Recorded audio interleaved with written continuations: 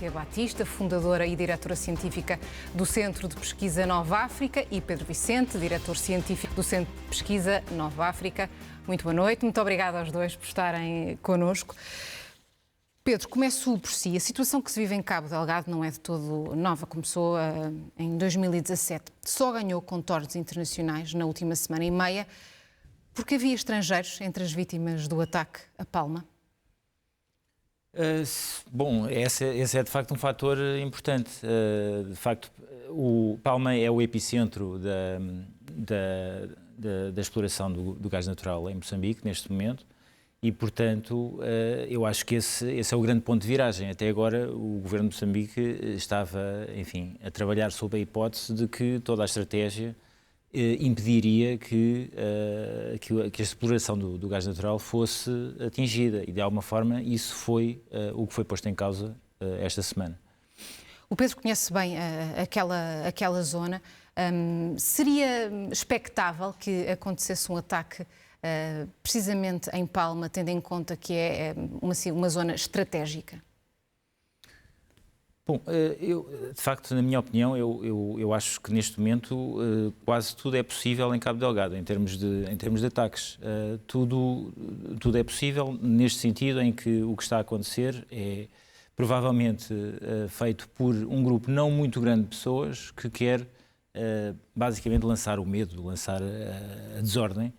E estão a fazer isso de uma forma muito eficiente e, portanto, de alguma forma, neste momento tudo é possível, e Palma acho que foi, do ponto de vista dessas pessoas, extremamente bem sucedido, porque neste momento já temos a Total que já está a levantar a âncora do contexto de Cabo Delgado.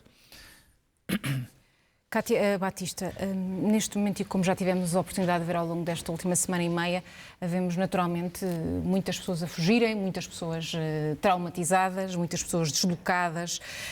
A dificuldade na assistência a estas pessoas agravou-se mais até neste último ano por causa da pandemia. No fundo, estas pessoas ficaram, de certa forma, esquecidas.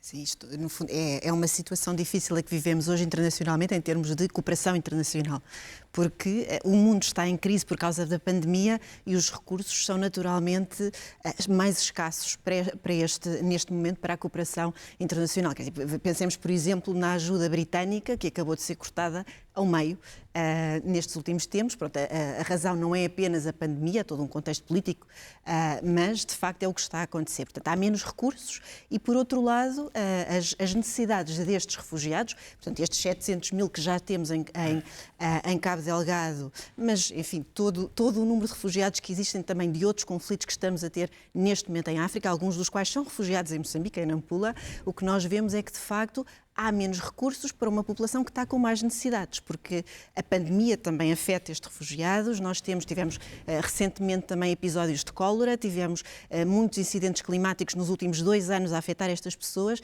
e, portanto, há um conjunto de necessidades cada vez maior também por causa da pandemia e, por outro lado, menos recursos. Portanto, de facto, uma situação muito preocupante neste momento. Há forma de reativar essa cooperação internacional de que falava? Eu julgo que sim, eu julgo que particularmente Portugal, com a presidência europeia, tem aqui uma grande oportunidade. O que nós vimos até agora foi que, de facto, ninguém sabia do que se estava a passar em Moçambique até termos este ataque em Palma, que de facto afetou os expatriados e que, portanto, atingiu alguma atenção por parte dos mídias internacionais. Mas até agora, quer dizer, nós sabemos, pronto, ouvimos eurodeputados a queixarem-se de que não se ouve falar de Moçambique nestes meios europeus. E, portanto, eu acho que Portugal tem aqui uma oportunidade para, enfim, para chamar a atenção para o que se está a passar em Moçambique, para, no fundo, criar aqui uma coligação internacional para a cooperação humanitária. As circunstâncias são absolutamente são seríssimas e, de facto, há aqui uma oportunidade para fazer aqui uma coligação europeia, pelo menos, que se junte neste apoio e que fortaleça a cooperação internacional. O Ministro dos Negócios Estrangeiros esteve recentemente em Moçambique, precisamente no âmbito da presidência portuguesa da União Europeia. Parece-lhe que essa visita teve algum tipo de eficácia, surtiu efeito para chamar a atenção para esse problema? Eu acho que precisamos de mais atenção. Eu, se calhar, faço aqui uma comparação enfim, não é uma comparação absolutamente legítima, mas com os refugiados da Síria. Nós vimos que em 2015 nós tivemos 500 mil pessoas a chegar à Europa enquanto refugiados da Síria e todo o ambiente político na Europa se alterou por causa disso. Nós, enfim, por um lado, enfim, muitos de nós estávamos absolutamente impressionados com as circunstâncias destes refugiados que vinham da Síria, que se afogavam no Mediterrâneo para chegar à Europa. Por outro lado, vimos movimentos populistas a serem criados em reação a estes refugiados. Agora nós temos 700 mil pessoas em Moçambique, previstos 1 milhão ainda até junho, e não há atenção, não se falava deste assunto até há muito pouco tempo. E, portanto, de facto, eu acho que é preciso um esforço ainda maior para que a comunidade internacional, de facto, vire os olhos para Moçambique. Moçambique é muito longe da Europa, não se compara com a Síria, não temos esta pressão, mas, de facto, as necessidades são seríssimas, são muito sérias. Há alguma capacidade instalada, porque lá está, nós nos últimos anos tivemos estas emergências climatéricas, tivemos doenças a propagarem-se muitíssimo, particularmente também em Cabo Delgado, mas faltam recursos para que estas instituições que já têm alguma capacidade local possam ser mais eficazes no apoio a estas centenas de milhares de pessoas que estão sem nada neste momento. Ao longo do tempo, o governo de Moçambique, Pedro, já foi pedindo, no fundo, ajuda humanitária, que de resto está no terreno. Mas, neste caso em concreto, e mais recentemente, não pediu ajuda securitária, chamemos-lhe assim. Era essencial para controlar a situação que se vive e que é ainda muito incerta? Eu acho que sim, acho que essa ajuda é necessária. O governo de Moçambique sempre, desde o início deste problema, optou por uma versão unicamente militarista.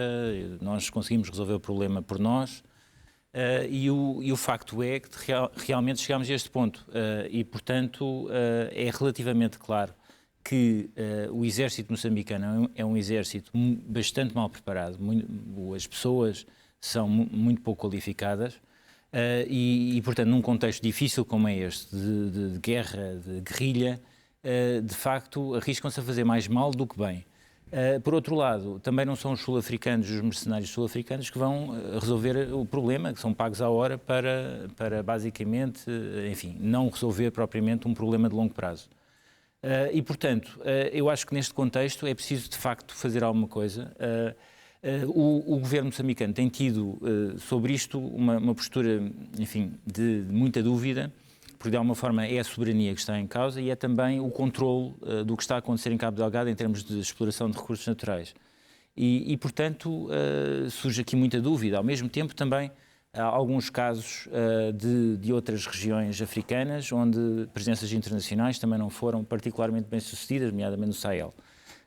Portanto, é preciso ver isto com muito cuidado. Mas, claramente, é preciso fazer alguma coisa e é preciso ajuda internacional, não tenho grandes dúvidas sobre isso. De facto, há sempre aqui um trade-off entre, basicamente, ter forças profissionais que, de facto, consigam resolver os problemas, mas, por outro lado, também não tenham interesses diretos económicos na região, que me parece particularmente importante. Falou-se, por exemplo, do exército francês, que tem interesses óbvios, diretos na região, e eu tenho a certeza que isso não é uma boa ideia. E, portanto, é preciso pensar... Mas é fácil encontrar alguém que seja completamente independente e que, como referiu, não tenha interesses estratégicos em Moçambique, porque neste momento há muitos, e o Pedro conhece-os bem, já os identificou há alguns anos. De facto, não há uma solução simples em termos de intervenção internacional. Há este trade-off de ter forças realmente capazes, mas que ao mesmo tempo não tenham interesses diretos.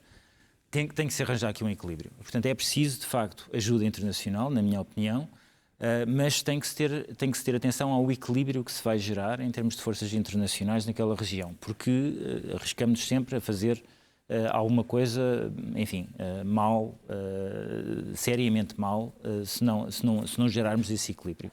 Portanto, no seu entendimento, não há capacidade regional para resolver este assunto, como reivindica, por exemplo, a África do Sul, e referiu há pouco que a África do Sul até fornece mercenários às forças militares de Moçambique?